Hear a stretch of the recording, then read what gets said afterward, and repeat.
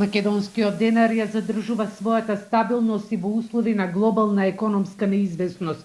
поради конфликтот на Блискиот Исток. Довербата на граѓаните и компаниите во домашната валута останува висока, а тоа се потврдува и преку растот на депозитите, вели заменик министерот за финансии Николче Јанкуловски, кој присуствуваше на одбележување на денот на денарот на економскиот факултет при Универзитетот Гоце Делчев во Штип. Согласно податоците од март 2026 година, годишниот раст е забележен годишен раст од 16,3% кај депозитите во денари од страна на граѓаните и од 13,3% зголемување на депозитите во денари од страна на корпоративниот сектор. Она што како Министерство за финансии сме длабоко посветени е во намалување на сивата економија,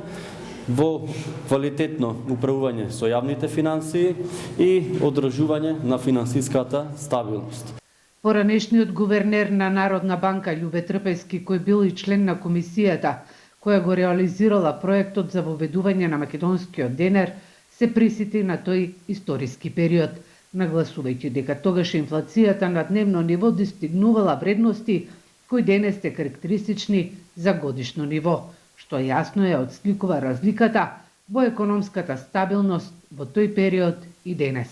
Тоа беа турбулентни времења кога живееме во голема хиперинфлација, а тогаш дневно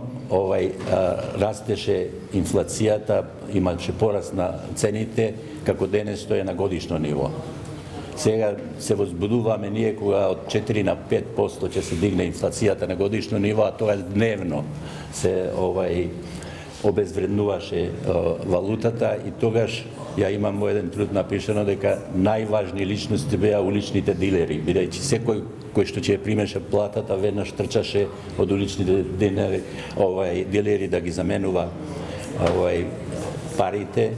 во странска валута, тогаш во германски марки најповеќе. Имавме храброст, имавме знаење да направиме проект кој што е успешен и да имаме стабилна валута денес и да имаме пари кои што се сметаат од нумизматичарите како најубави или меѓу најубавите пари во светот по дизајнот и по ликот.